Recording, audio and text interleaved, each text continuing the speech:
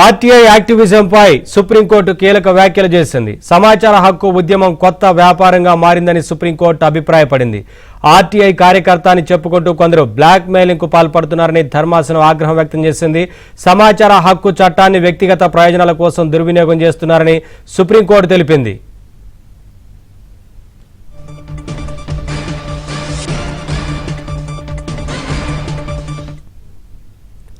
Updates మా Delhi bureau chief Krishna అందిస్తారు. Krishna, supreme court ఈ అంశానికి సంబంధించి కీలక వ్యాఖ్యలు చేసినట్లు తెలుస్తా ఉంది కదా, ఏంటి వివరాలు? నవీన్, ఆర్టీఐ కార్యకర్తకు బెయిల్ ఇవ్వడానికి సుప్రీంకోర్టు నిరాకరించింది. నిజానికి పంజాబ్ కు చెందిన రాకేష్ కుమార్ దల్ అనే సోకాల్డ్ ఆర్టీఐ కార్యకర్త చేపట్టినటువంటి ఒక రోడ్డు నిర్మాణ పనులను ఇతను అతనితో పాటు మరో నిందితులు అడ్డుకున్నారు. అక్కడ విధులు నిర్వహిస్తున్నటువంటి ప్రభుత్వ సూపర్వైజర్ పైన, కూలీల పైన దాడి చేసి విధులకు ఆటంకం కలిగించారు. అంతేకాకుండా కూలీలపై కుల వివక్షతో కూడినటువంటి అనుచిత వ్యాఖ్యలు చేశారనే ఆరోపణలు కూడా ఉన్నాయి.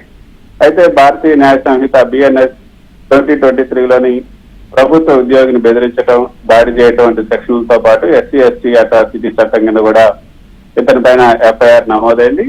మొదట పంజాబ్ అండ్ హర్యానా హైకోర్టు ఇతనికి ముందస్తు బెయిల్ నిరాకరించింది. దాంతో నిందితులు సుప్రీంకోర్టును ఆశ్రయించినప్పుడు ఈ రోజు జస్టిస్ సందీప్ మెహతా, జస్టిస్ విజయ్ బిష్ణోయ్తో కూడిన ధర్మాసనం కూడా ముందస్తు బెయిల్ పిటిషన్ ను కొట్టేసింది.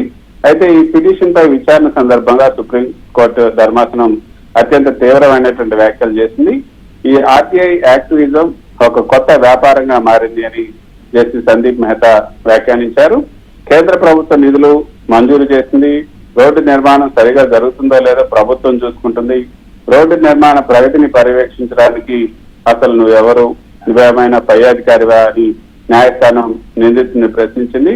అంతేకాకుండా సమాజంలో కొందరు ఆర్టీఐ కార్యకర్తలమని చెప్పుకుంటూ చేస్తున్నటువంటి ఇలాంటి పనులు బ్లాక్ మెయిల్ కిందకి వస్తాయంటూ కోర్టు అభివర్ణించింది. అయితే సమాచార చట్టం, ఏదైతే సమాచార హక్కు చట్టం 2005 భారతదేశంలో ఈ పారదర్శకత, జవాబుదారీతనం తీసుకురావడానికి ఏర్పడినటువంటి ఒక అత్యున్నత ఆయుధం. అయితే ప్రస్తుత సుప్రీంకోర్టు తీర్పు ఈ చట్టం యొక్క దుర్వినియోగాన్ని ఎత్తి చూపిందని చెప్పొచ్చు. నిజాయితీ గల ఆర్టీఐ కార్యకర్తలు ప్రభుత్వ అవినీతిని బయటపెట్టడానికి కృషి చేస్తుంటే కొందరు మాత్రం దీన్ని ఒక వ్యాపారం లేకపోతే బ్లాక్ మెయిలింగ్ సాధనంగా మార్చుకున్నారు.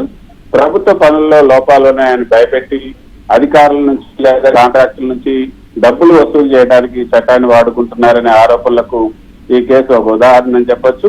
ఒక పౌరుడిగా సమాచారం అడిగే హక్కు, అడిగితే ఇవ్వాల్సినటువంటి ఒక బాధ్యత ప్రభుత్వానికి ఉంది, ప్రతి ఒక్కరికి కూడా ఉంటుంది. కానీ ప్రత్యక్షంగా క్షేత్రస్థాయికి వెళ్లి ప్రభుత్వ అధికారులను భయపెట్టడం, పనులను ఆపడం, లేకపోతే చట్టాన్ని చేతిలో తీసుకోవటం అన్నది ఆర్టీఐ పరిధిలోకి రాదు అన్నది ఈ రోజు కోర్టు స్పష్టం చేసింది.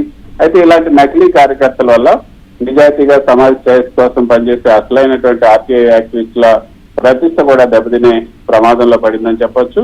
మొత్తానికి సుప్రీంకోర్టు ఇచ్చినటువంటి తీర్పు ఆర్టీఐ చట్టాన్ని ఆసరాగా చేసుకుని వ్యక్తిగత ప్రయోజనాల కోసం బ్లాక్ మెయిలింగ్ కు పాల్పడే వారికి ఒక బలమైనటువంటి హెచ్చరిక అని చెప్పొచ్చు. ప్రభుత్వ పనులకు ఆటంకం కలిగిస్తూ చట్టాన్ని దుర్వినియోగం చేస్తే న్యాయస్థానాలు ఎట్టి పరిస్థితుల్లో కూడా సహించబోవని కూడా ఈ తీర్పు ద్వారా మనకు అర్థమవుతుంది. Thank you Krishna, thanks for the updates.